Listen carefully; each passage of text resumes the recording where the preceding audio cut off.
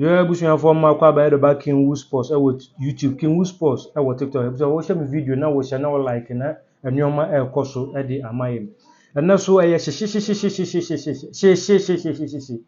Yabura Crobia Kumasa Asante Kotoko say update kakra hono. Ya de bremo de firu ho. The bushing from back here now what you mum catch them say director of football for Asante Kotoko. Mr. Menzo.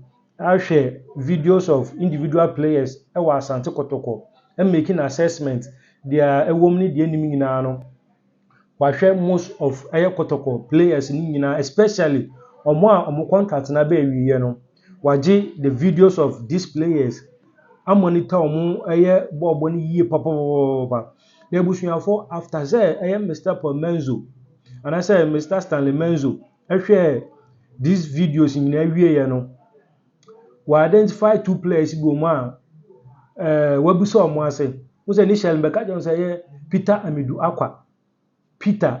Acquah no contract with Asante Kotoko after 3 years na be na wie ya the management hwe say ebia mbepa ba fufuro di ama no akosi akan na ebusuafo after say Mr. Stanley Menzo hwe sa videos ni na wie ya no obusa Peter Amidu Acquah ase Adam penifo ka chen so obebo 3 years ma Asante Kotoko na contract nyina be na wie ya yesi ya no onka Asante Kotoko boboko no biom na openi kire se Peter Amidu Acquah no ohwe no wahu se bibi pa wonu mu a se ono Mr. Stanley Menzo no enya ne ka ne project a obeye ama Kumasi Asante Kotoko na ebeboa ne yie papa nti waka kire board of directors any executive chairman say akwan bi ombefa so a ombetumi ne Peter Amidu Acquah akasa ne watumi assign contract di ama Asante Kotoko no mpenimfo emfa so ene ne nkasa na osan de tumpefo na say kono omukọ no omo ma omunko ka nche ne say ye pese renew contract na emum ye pese wo sign contract de ma Asante Kotoko na openi na kire say Peter Amidu Acquah no ohia just a little polishing because of the movement on the ball, the passing accuracy, and then the cross and then Roman getting to be a ohun a little polishing. Now, ono per Menzo no, and as Mr. Stanley Menzo no, so Peter Amidu Acquah at the kind of project now, obeye Adiama Crobia Kumasi Asante Kotoko now, or promise a board no, any Peter Amidu Acquah say within 2 years, ono Mr. Menzo no. Ebetumi aton no edna kwa amanone na Asante Kotoko enya so mfaso enti no ekwan bia board no befa so a ombetumi ene Peter Amidu Acquah ne management akasa na watumi extend the contract so wa sign contract ediama Kumasi Asante Kotoko no ono Mr. Menzo no ebeboa ne yie papa assign aboa ne project a obeye diama Krobia Kumasi metema Asante Kotoko na busuafo ye free Peter Amidu Acquah aso na osambusa abata Amoah ase na abata Amoah ase ne mpenefo ka jen se no ye player ane ye ton no kwa amanone ena osan bebo loan emayen tisia ne loan spell with Asante Kotoko no abana wiye ena ni tima ogbo no so no oni omo awie nti as of now aye to kasa yi abata Amoah free agent to omgaje so free agent say na mo twan de en say nipa no free agent and as a player na free agent what are you waiting for or say ni manimu ya money abranche abata Amoah enkasa na ono so entumi emetoa so emfama Krobia Kumasi Asante Kotoko na onya abata Amoah kan project no obeye no ho ebesan boa ne yie papa nti Mr. Stanley Menzo de Kotoko board nanim ene executive chairman of Asante Kotoko say kono okono obeba no na these two players omoni omo akasa ma anuoma atoto yie se na be ya obetumi ene omo aye adwuma nti we no nsema efa abata Amoah ene Peter Amidu Acquah ho abusuafo ye firi ho a passport no and as a formal board no wish list bi to ho ma Krobia Kumasi Asante Kotoko sa wish list players ananka Kotoko o ma adwene say omodu ambaba e Kotoko boboko no ababo Asante Kotoko nti saa wish list na omode to one Mr. Menzo eba ye no was starting a review saa wish list na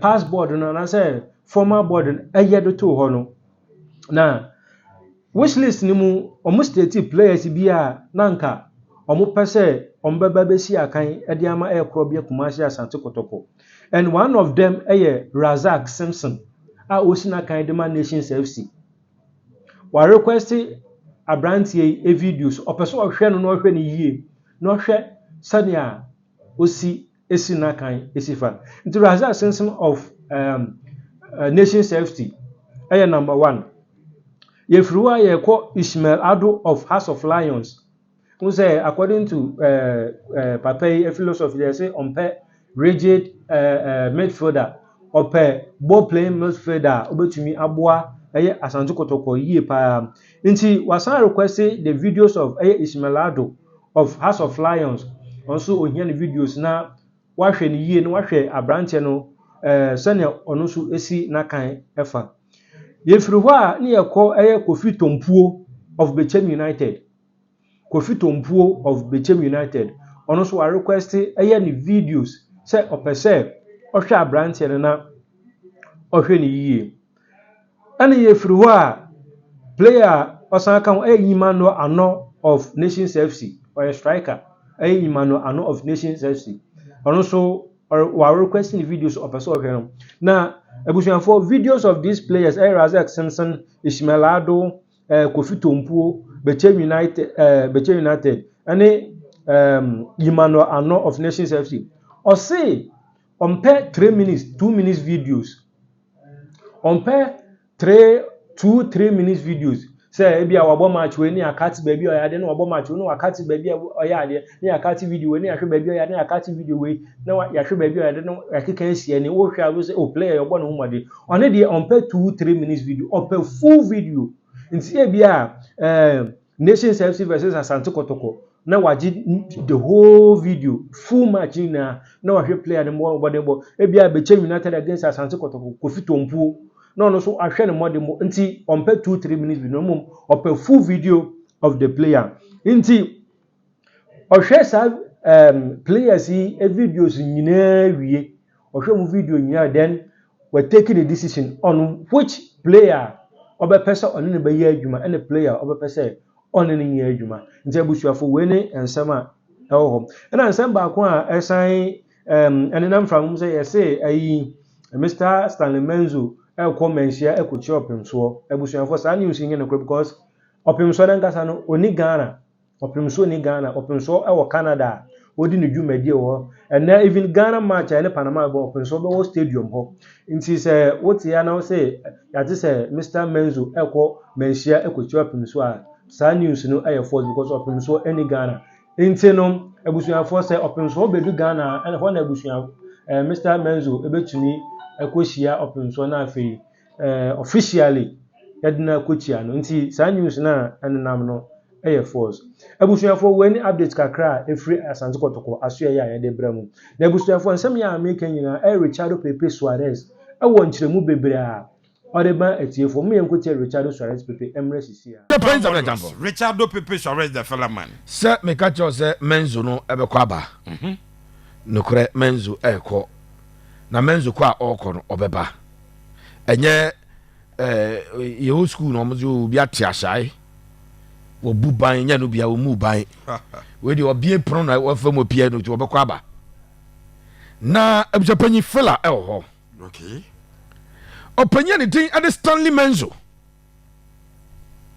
and now o ha na mbeka cho se na ohwe some of the games na Kotoko a boy no say mbeka cho yes sa game na papa no hwehwe na no mbeka cho so ohwe game no with obi otene nchen eto yi video no kaka no apose no abusa question we hwan ni position kasa ye in this game mu deploy as there na obusa no obusa and mbeka cho so papa no abusa question on Peter Amidu Acquah so guys am be that story yes Met me to just say Stanley Menzo wa recommended the Asante Kotoko board of directors ne say abujapanyi omunye de ombetimi bia se Peter Amidu Acquah Kotoko be extending stay no Fantastic. Omo man players from contract ewu ni nyina. Okay. Samba, Kamara, Baba Yaya, Anuansu, obi an contract ewu obia. Papa no hwe videos no ye no say. Boy we there. When mo see the age they saying, so 19 to 20 was okay no atwero. No hwe Peter Rans ni bi. O hwe the deliveries ni bi. No, so most in the state say see I dey club. No, the state he signed a 3-year contract, and the 3-year contract, you know, up a year at the end of this season. And I say, can something be done about it? Stanley Menzo a charge Kotoko board of directors, you know, through the board, the executive chairman say, "Omonya di ombe tibia." Now one extended the stay of a branch and I said, renew the contract of Peter Amidu Acquah. Now, was that chilem? So, Omuka can't just renew keke. Omunkancha branches said the new Kotoko ebe developing after a year or two. Obe fly ako Europe direct or no at the promise no at the air count. Inti, sa branch and it yes, so Obe Asante Kotoko based on the age no one. And then the ball no. Papa say a branch in here polishing. I say when me kaya me blame me am prosper say boy yibo ya say obe johnny Kotoko raw na obona do time bia is it to me blame you no o timi both his idea no about execution no ya na ye poor. Stanley Menzo a promise say onya akwada no 2 years under the philosophy akwada no e de nam ene nkwan emeba fie. Okay. It is the first charge on player specific Kotoko football director. I see ohia a branch of the thing at Peter Amidu Acquah. I was Asante Kotoko. Oh yeah, and Obusa about a branch of the thing about Amoah and so situation. No, I'm catching so no a player near town or some loan. Loan naso. Ni team no no wie o free agent. No say na enjoy free agent mo ya dai. O free agent abet ye free agent mo ya dai. So two specific players are coach no. 87.9 Kumasi. Aka champanyfo say obehia. Abet Amoah ne contract with Kotoko e loan aso. Okay. Peter Amidu Acquah a 3-year contract with Asante Kotoko aso no. Opinion aye specific ade achiro. Wow. Richard Pepe shall raise the fellow man. Stanley Menzo Asasia Asante Kotoko wish list on say IMC no one air kono omuja information about Kotoko players bibia and omuja information on players omadwiri mu no oma fit into Kotoko structure going forward Kotoko betimi o maye adwuma. Stanley so by Makacho say on the company for adding come up.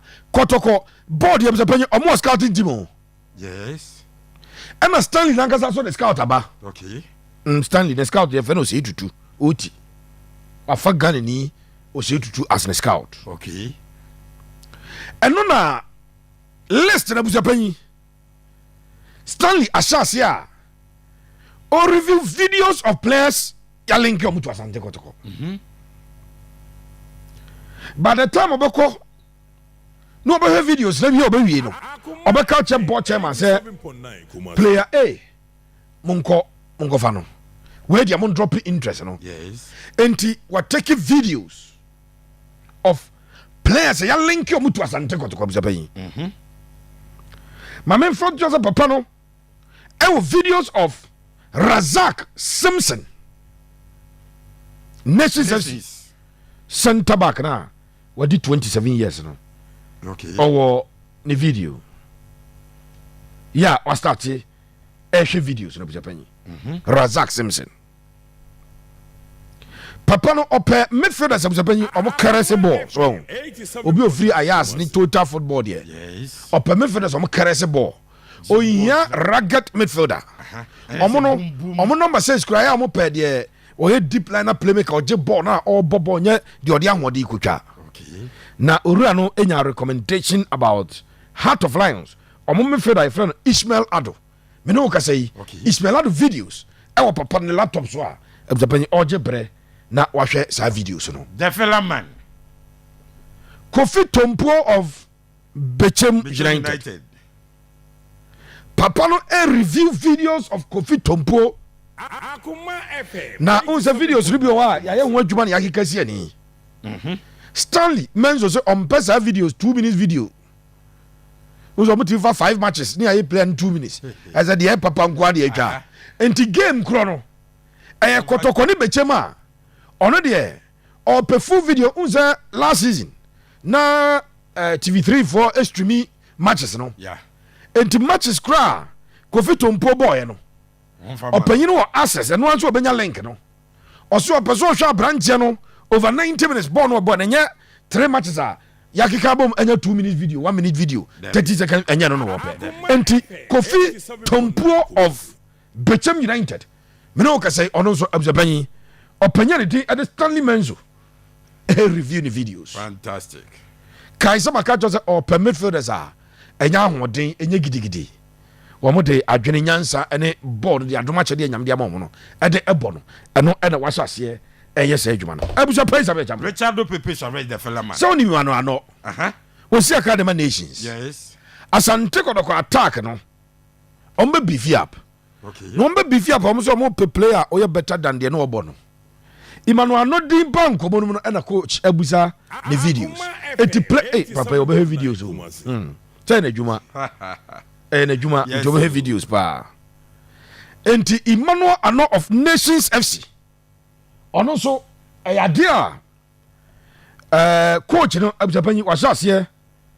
anase o ni videos no and also over games in fact Ghana echo South Africa ko boy in South Africa proud to AFCON no sa match ni nyina no papa no e wo videos na o hwe owia no aka champion for mo Asante Kotoko after closely watching these players me peno yes B mon drop it C D E no I started that home mama me more options se me better options a E ni emfa no ya nya bia be fa no ni abaye ne ho adwuma we adwuma Stanley Menzo the director of football Asante Kotoko director of football no okuso a oye ho adwuma mesro me betrans ya no obi from say Stanley call menhia no akochia otumfo and I'm say David His Royal Majesty Oni Ghana otumfo ni nyame adoma kira Ghana ball ne be no he will be at the stadium or a special guest of honor invited by Canada. Wow. Now Canada for a program almost say Canada beyond the World Cup no business in Yoma and His Royal Majesty ya tone sa friend or call Poland o free Poland no o busim e US and o PM e Canada na minuam bi o mo ya adwuma wo opem so TV na ya o mo stream no Kabiru o mo nyina wo e UK o wow o mo Canada ho o mo ne opem so na nam nice one ya o mo nyina ho enti mesramo se Menzo komansia ne anase chena no akochia otumfaza no akotumfo ni kuremu in fact the images na mahu videos na mahwe no yes Mensia is still running but if such a big occasion say Kotoko football director and ne kochira it wouldn't be in the absence of His Royal Majesty and the sole shareholder of Asante Kotoko pem so na nkasa ese Sante Hene Trase yes ne do akochire ne achirichirim ono so den ya me se o za to ne nsem na no ne nyame de ho asema tundi no nipa 5000 che na obi a ho asema ka cha anu ne ade enwa no no wo za to ne nsem se ya no no di nkobo no enti mesra mo busa sa question no filler time so yemfantu ya say His Royal Majesty is not in the country as we speak. Yes. He's not in Ghana, he's not in Asante region, he's not in Kumasi, he's not at Mensia to receive visitor. And I say obeko akochia obi e wontia no e kakra busa no so efriwa e ba ye de etudwa Phyllis yidi guha so e bre ne de adwuma nti ba me kwan na busua memfa nsi na yɛnkɔmmra yɛba a yɛde de aka no ɛbɛtoa so ha yɛ akoma 87.9